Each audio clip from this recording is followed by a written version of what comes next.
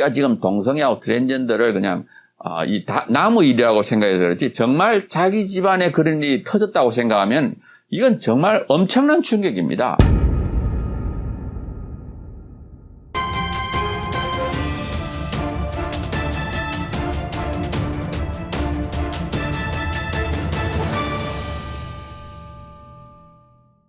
기존에 있는 각 법령에 있는 그 차별금지법들하고 이번에 이제 통과시키려고 하는 이 포괄적 차별금지법하고 어떤 차이가 있는지, 왜 더 나쁜 것인지 거기에 대해서 좀 말씀해 주시죠.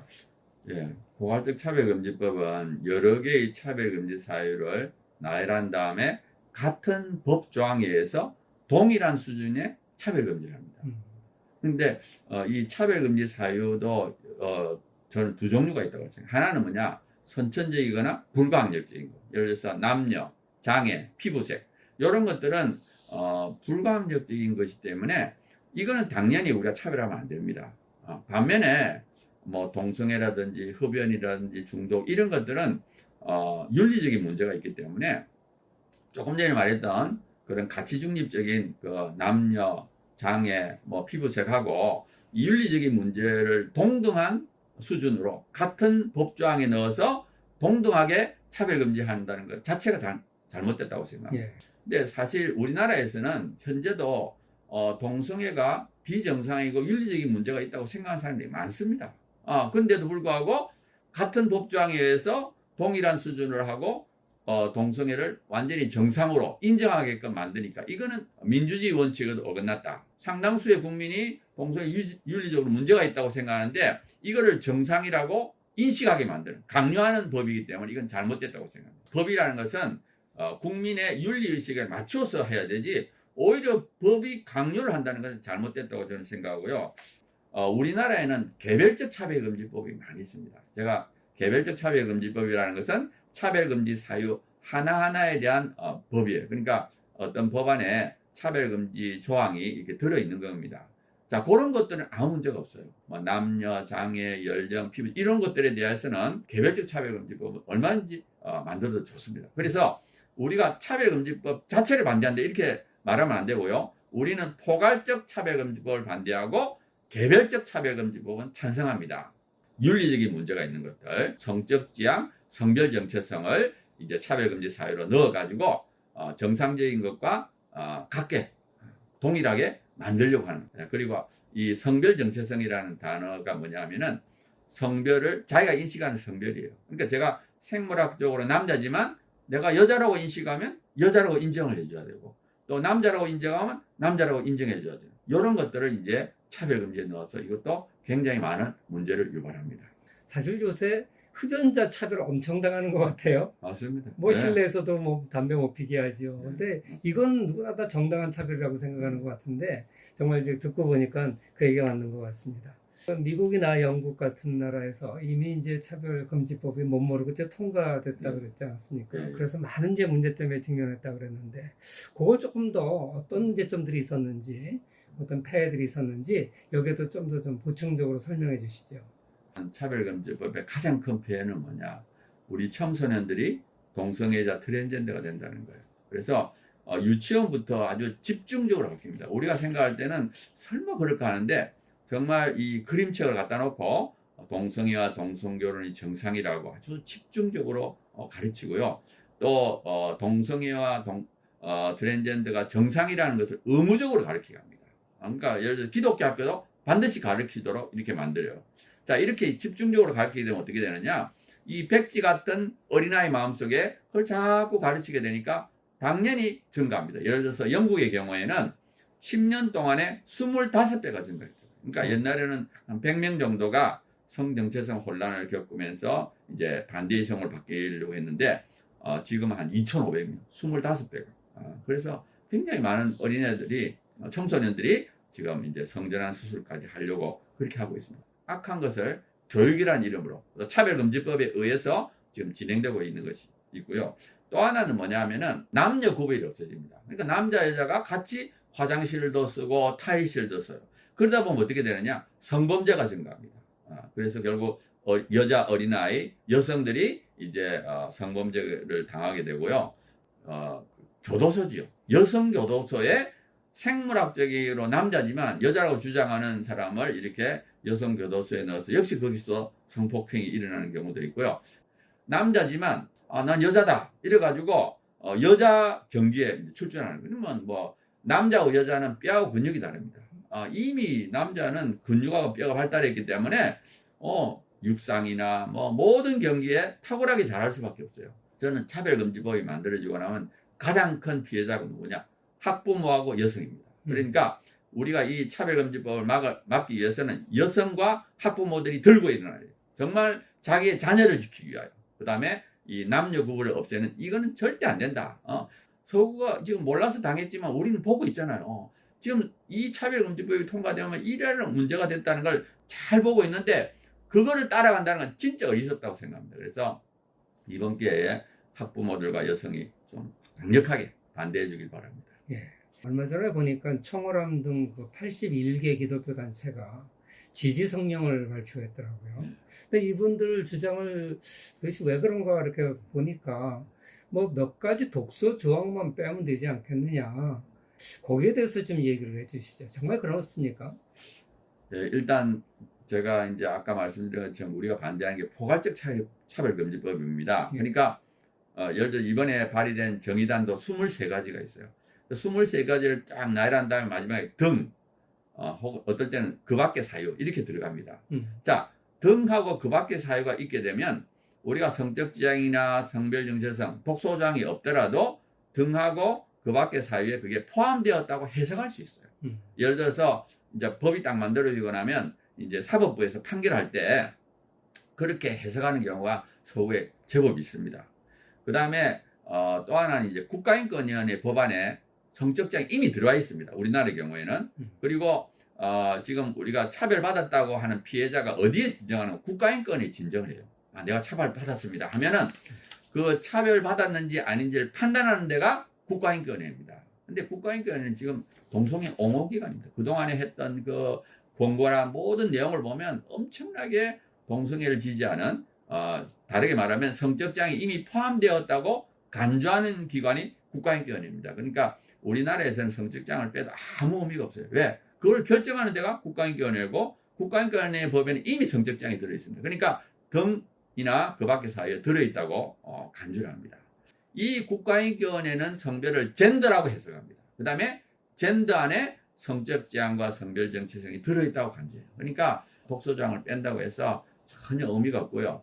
또 처음에 독소조항이 없이 만들어져도 개정하면서 들어가게 됩니다. 그래서 미국이나 유럽 때 보면은 처음에는 없어요. 그렇지만 몇 년이 지나서 그것이 삽입되고 처음 만들 때는 공청회도 하고 뭐 복잡하고 어렵지만 개정은 쉽습니다. 그러니까 일단 한번 포괄적 차별급을 만들었다 하면은 그 다음에는 뭐 계속 그쪽으로 진행한다 하는 것을 거의 확실하다고 보시면 됩니다. 네, 이게 만약에 이제 통과된다면 참 큰 문제인 것 같습니다. 예. 그럼 이걸 통과를 막기 위해서 어떻게 하면 좋을까요? 아까 그 학부모라든지 여성들이 피해를 많이 본다 그랬는데 거기에 대해서 좀 더 자세하게 설명을 해주시죠. 일단 차별금지법을 통과하는 것은 국회니까 국회의원들을 설득해야 됩니다. 그러니까 300명의 국회의원을 설득해야 되고요. 국회의원을 설득하는 가장 좋은 방법은 뭐냐? 그 지역구에 있는 주민이 국회의원을 찾아가는 겁니다. 국회의원을 설득해야 됩니다. 국회의원들도 잘 몰라요. 이분들도 그냥 언론에 나는 거, 정말 차별을 금지한다. 이렇게 좋은 것만 보지. 정말 조금 전에 제가 말씀드린 것처럼 이것이 통과되면 이 자녀들이 이렇게 다음 세대가 이렇게 망가지고 또 남녀 구별이 없어지면서 수많은 문제, 이런 걸 잘 모릅니다. 정말 이 차별금지법의 실체를 알면 저는 누구든지 반대한다고 생각해요. 국회의원도 자기 자녀가 동성애자가 된다고 생각하면 펄쩍 뛸 거예요. 그러니까 정말 이것이 통과되면 일이란 문제가 생기니까 절대 반대해 주세요, 막아주세요 하면은 국회의원들이 막아주신다고 저는 생각하고요. 그게 첫 번째고요. 두 번째는 뭐냐? 일반인입니다. 모든 언론이 차별금지법을 만들려고 이렇게 자꾸 지지하는 내용을 보내려고 있습니다. 그렇기 때문에 가만히 놔두면 일반인들은 다 세뇌를 당하게 돼 있어요. 그래서 우리가 한쪽으로는 국회의원을 설득해야 되고 한쪽은 일반인들을 설득해야 돼요. 왜냐하면 국회의원들은 여론에 따라서 움직입니다. 만약에 대다수의 국민들이 차별금지법을 만들어야 된다고 생각하게 되면 정치인들은 그대로 갑니다. 그렇기 때문에 우리 일반인들 깨워야 되는데 문제는 뭐냐? 현재 그 공중과 TV는 전부 다 차별금지법을 지지하기 때문에 우리가 할 수 있는 방법은 뭐냐? 여기나 번화가에서 차별금지법 문제점을 지적하는 전단지를 나눠줘야 돼요. 그래서 전국적으로 이 전단지를 배포해야 되고요. 요즘 우리가 진평년에서 이 차별금지법 문제를 지적하는 전단지를 찍어서 그 배포하려고 하는 사람들에게는 무료로 무제한 공급합니다. 그래서 모든 시도에서 여기에서 이걸 나눠줌으로써 일반인들에게 정말 반대하는 사람이 많구나. 또 정치인들도 그런 걸 보면서 안 하도록 만들어야 된다고 저는 생각합니다. 그런데 이 차별금지법에 대해서 그 일반 이제 언론들이 그래서 그런지 우리 크리스천들 내부에서도 상당히 좀 패배주의적인 생각을 가진 분들이 있어요. 이미 뭐 미국, 영국 등 선진국들이 다 그렇게 했고 이 문제도 우리가 반대해도 이게 한때다 어차피 넘어가게 돼 있다 이런 이제 패배주의적 생각을 가지신 분들이 계시더라고요. 그분들한테 어떻게 설득을 해야 될까요? 일단 이런 것을 막기 위해서는 그 리더가 두 가지 마음이 있어야 된다고. 첫 번째는 뭐냐? 이거를 반드시 막아야 된다는 절박함이 있어야 됩니다. 이거는 뭐 해도 되고 안 돼도 되고 뭐 이거는 좀 노력하다가 안 되면 그냥 뭐 통과시키 이런 안이한 마음을 절대 못. 이건 진짜 죽기 살기로 막아야 된다 하는 절박한 마음. 두 번째로는 이거는 우리가 충분히 막을 수 있다는 그런 자신감이 있어야 돼요. 근데 사람들이 절박한 마음과 이런 자신감을 동시에 갖고 있지 않아요. 어떤 분들은 어떤 절박함만 있고 또 어떤 사람은 안이한 마음만 있고 이런 사람도 있는데 리더는 두 가지가 동시에 있어야 됩니다. 왜냐하면은 이 차별금지법의 문제나 동성애 문제는 하루아침에 끝나는 것이 아닙니다. 정말 죽을 때까지 하는 거예요. 죽을 때까지. 그러니까 죽을 때 마라톤이거든요. 장기전이기 때문에 이 문제를 다룰 때 즐겁게 해야 됩니다. 즐겁게. 하루아침에 끝나는 게 아니라 장기간 되니까 이거를 막 부담스러워 한다든지 이걸 두려워한다든지 눌리면 절대 이길 수 없습니다. 자신감을 가져야 돼요. 정말 이거는 반드시 이겨야 되고 또 우리 대한민국만큼은 이걸 이겨서 전 세계를 이끌어가는 국가를 만들어야 되겠다. 그리고 현재 우리나라만이 유일하게 가능성이 있습니다. 원래는 이게 2007년도에 통과되려고 그랬어요. 근데 이게 13년을 지나오면서 서구에 있는 수많은 사례들을 본 거예요. 이게 통과되니까 이런 문제가 있구나. 이제는 그 실체를 알게 된 겁니다. 쏙지 않을 수 있는 그런 상황이 되었고요. 또 현재 우리나라에는 여전히 건전한 윤리의식을 가진 사람이 각계각층에 있습니다. 또 하나는 교회입니다.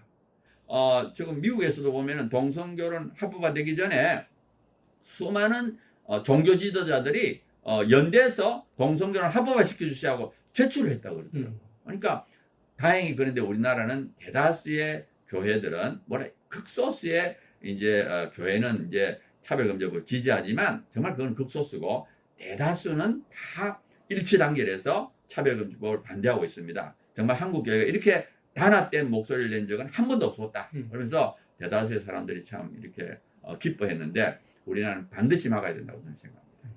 한국 교회가 단합을 해서 지금 반대 목소리를 내니까 정치계에서도 뭐 민주당이 다수당을 차지했지만 그렇게 쉽게 통과시키지 않을 거라고 생각하고 또 근데 이제 문제는 뭐냐면 10년, 20년 후입니다. 왜냐하면은 현재 잘 알다시피 언론, 문화, 교육 모든 영역에서 이 동성애와 차별금지법을 지지하는 쪽이 우세합니다. 그러니까 지금 다음 세대가 계속 세뇌를 당하고 있습니다. 중고등학교 교과서를 통해서 차별하지 말라. 물론 그 근원에는 또 국가인권위원회가 있고요. 다음 세대를 계속 지금 세뇌하고 있기 때문에 이 다음 세대가 자라나게 되면 10년, 20년 지나면 어떻게 보면 굉장히 막기 어려울 때가 올 수 있습니다. 그래서 우리가 시급히 해야 될 것이 뭐냐? 지금 우리가 장기전을 준비해야 됩니다. 장기전이 뭐냐? 교육, 문화, 언론에서 이 동성애 옹호 세력이 강한데 그거를 뒤집을 수 있는 혹은 적어도 비슷할 정도의 세력을 형성을 해야 돼요. 그 영역에 있는 전문가들, 그러니까 언론계, 교육계, 문화계에 있는 전문가들이 사명을 가져야 돼요. 야, 이건 진짜 막아야 되겠다 해서 거기서 그런 목소리도 내고 또 비슷한 사람끼리 모여가지고 하나의 세력을 이루어서 정말 그 영역이 동성애 차별금지법 옹호하는 목소리만 나오지 않도록 그런 것을 해야만이 됩니다. 그리고 또 하나는 좀 재력 있는 사람은 투자를 해야 돼요. 그래서 다음 세대를 위한 작품들을 만들어요. 이 동성애자들이 뭐 동성애 그 옹호하는 영화를 얼마나 많이 만들어낼지 몰라요. 우리가 그런 문화 영역에서 밀리면 안 됩니다. 그러니까 좀 문화 작품을 자, 동성애의 문제점, 차별금지법의 문제점을 하는 것을 해서 그 다음 세대가 또 목소리를 내도록 그렇게 해야 됩니다. 정리하자면 단기적으로는 이게 국회의원들을 설득하고 네. 그리고 장기적으로는 네. 이제 교육, 언론, 또 문화 네. 이 세 영역에서 이 다음 세대 또 이 젊은이들을 교육해야 된다. 이제 마지막으로 우리 한국 교회와 기독교인들한테 하시고 싶은 얘기 있으면 좀 말씀해 주시죠. 그 초대교회 때는 지금에 비해서 훨씬 더 엄난했대요. 예를 들어서 로마서 1장에 보면은 이 동성애를 금지하는 그런 성경 기절이 있는데 그 로마서를 고린도에서 적었다고 합니다. 근데 그 고린도에는 아폴로 신전과 아폴로디테 신전이 있는데 한쪽에는 여자 창기들이 있고 한쪽에는 남자 창기가 있었대요. 그래가지고 정말 그 시대가 얼마나 엄난했고 또 황제들도 동성 결혼을 했다 그러더라고요. 그리고 그 당시에 지성계 철학자들이 이 동성 결혼을 동성애를 찬양을 했어요. 예를 들어서 플라톤의 향년을 저는 읽어보지는 않았습니다. 근데 플라톤의 향년 내용이 에로스에 대해서 하는데 그 에로스가 남녀 간의 사랑이 아니고 자기 남자 미동과의 사랑을 찬양을 한대요. 그래서 하여튼 뭐 그 당시에 지성계, 정치계, 문화계 모든 것이 엄난했고 얼마나 엄난했느냐? 지금의 몇십 배 엄난했다는 거예요. 그렇게 엄난했는데 이 사도 바울이 로마서에서 동성애를 반대하고 정결한 삶을 살아라. 그랬을 때 크리스찬 여성들이 정말 그 말씀대로 정결한 삶을 살았고 또 그렇게 사니까 그 로마의 그 고위층에서 자기 며느리와 배우자를 크리스찬 여성을 선택했다. 그래서 결국에는 그 로마가 기독교 국가가 되었다고 합니다. 그래서 저는 이 세상이 엄난하면 엄난할수록 정결한 것이 굉장히 중요합니다. 정말 어떻게 보면 정결한 삶을 유지한다는 게 어려우면 어려울수록 그것이 더 빛을 발한다고 생각해요. 그래서 지금 이 시대는 하나님의 사람들이 빛을 발하는 삶을 살아야 되는 정결한 삶을 살아야 되는 것이 중요하다고 생각합니다. 특별히 교회 지도자들, 영적 지도자들이 본을 보이면서 정말 정결한 삶을 살고 또 그 정결함으로 영향력을 가지고 이 사회를 바르게 이끌어가야 된다고 생각합니다. 예, 감사합니다. 이렇게 동성애 문제, 특히 이 포괄적 차별금지법이 뭐가 문제고 우리가 어떻게 대응해야 되고 단기적으로 뿐만 아니라 장기적으로 또 어떻게 대응해야 되고 여기에 대해서 아주 좋은 말씀 감사드립니다. 감사합니다. 감사합니다.